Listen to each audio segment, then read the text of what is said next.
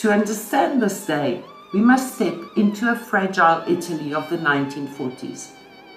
The country had been ruled by the monarchy of the House of Savoy under King Vittorio Emmanuel III, but his reign had become deeply entangled with the rise of Fascism. In 1922, he allowed Benito Mussolini to take power, a decision that would cast a long shadow over Italy's history. Years of dictatorship followed: war, loss, occupation.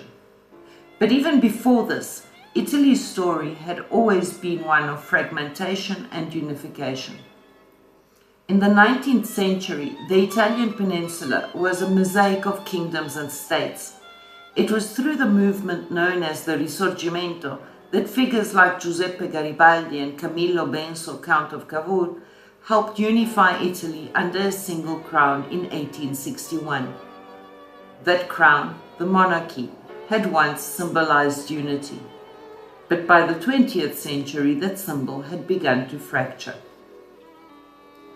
During World War II, Italy's alliance with Nazi Germany brought devastation. Cities were bombed, families were divided, trust in leadership eroded. In 1943, as the war turned against the Axis, Mussolini was arrested. Italy signed an armistice with the Allies. But peace did not come immediately. Instead, chaos. Germany occupied northern Italy. The country split in two. In the south, the Kingdom of Italy aligned with the Allies. In the north, the Italian Social Republic, a Nazi puppet state led again by Mussolini. And in between, a resistance was born. The Resistenza was not just a military struggle, it was a moral awakening. Partisans, many of them ordinary citizens, fought against fascism and occupation. Among them were men and women, workers, students, intellectuals. Some would later become leaders of the Republic. The resistance gave Italy something powerful, not just liberation, but legitimacy for a new beginning. Emerging from the ruins were new voices, leaders like Alcide De Gasperi, a key figure in rebuilding democratic Italy, and Palmiro Togliatti, representing a powerful communist movement, helped shape the political landscape of a new era. We can also hear the voice of Pietro Nenni, leader of the Socialist Party, and Luigi Einaudi, who would later become one of the Republic's guiding figures. These were not kings, but architects. They did not inherit power, they debated it, they built it. And then came the moment that defines Republic Day, June 2nd, 1946. Italy held an institutional referendum, a simple question, a profound choice: monarchy or republic? For the first time, women voted in a national election, a quiet revolution within a revolution. This expansion of suffrage transformed the electorate overnight.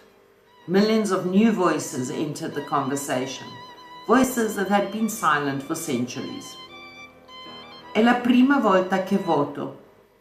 E cosa scegli? Scelgo il futuro. The days surrounding the referendum were filled with tension. Campaigns spread across the country. Posters, speeches, debate. The monarchy argued for continuity and stability. The Republicans called for renewal and responsibility. Even within families, opinions differed. Il re ha unito l'Italia. Sì, ma ora dobbiamo cambiare. The vote was not unanimous. It revealed a country divided. The North, shaped by industrialization and resistance movements, largely supported the Republic. The South, more traditional and closely tied to the monarchy, leaned toward the crown. When the results were announced, Republic 54%, monarchy 46%. A narrow victory, but a decisive one. There were disputes, accusations, and even protests in some regions. but ultimately the result held. King Umberto II of Italy, who had ruled for only a few weeks, accepted the result and went into exile. He would later be called the May King because of his brief reign.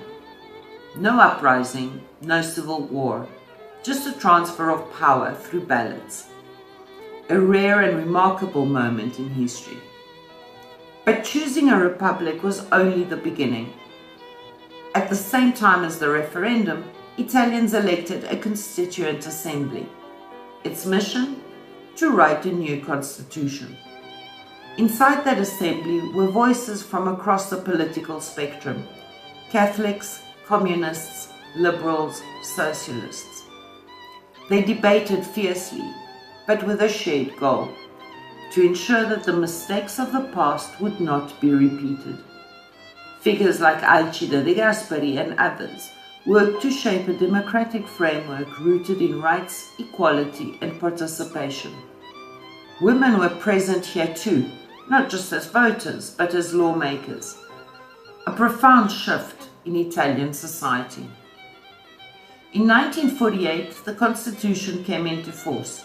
It was not simply a legal document, it was a promise born from war, resistance and choice.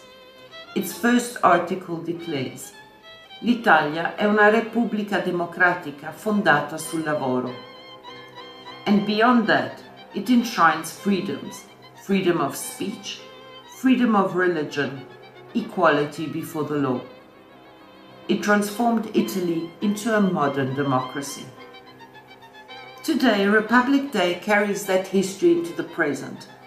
In Rome, the president honors the unknown soldier. A wreath is laid, silence falls. Perché è così silenzioso? Per ricordare. Then the celebration rises, a grand parade, uniforms, music, precision. Military units, police forces, civil protection teams all take part.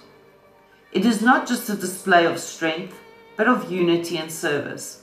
And above, the frecce tricolori, painting the sky in green, white and red. Not just a display, a reminder that unity was chosen. The birth of the Republic also transformed Italy's cultural voice. In cinema, Roberto Rossellini and the neo-realist movement showed the raw truth of post-war life. Films like Roma città aperta captured a wounded but resilient nation. In literature, Italo Calvino explored identity, imagination, and the complexity of modern Italy. Writers began to ask new questions. What is Italy after everything it has been? Art became a mirror, and the Republic its reflection. Una scelta importante. È il 1946. Lucia va a votare. Ha una scheda in mano. Monarchia o Repubblica? Legge. Lucia pensa alla guerra. Pensa al futuro. Voglio un'Italia nuova, dice. Mette la scheda nell'urna. Anni dopo, Lucia è a Roma con suo nipote. Nonna, cosa hai fatto quel giorno? Lucia sorride. Ho scelto la Repubblica. Republic Day is not just a celebration. It is a memory of a decision, a nation standing at a crossroads, choosing not a ruler but a system, not a crown but a voice.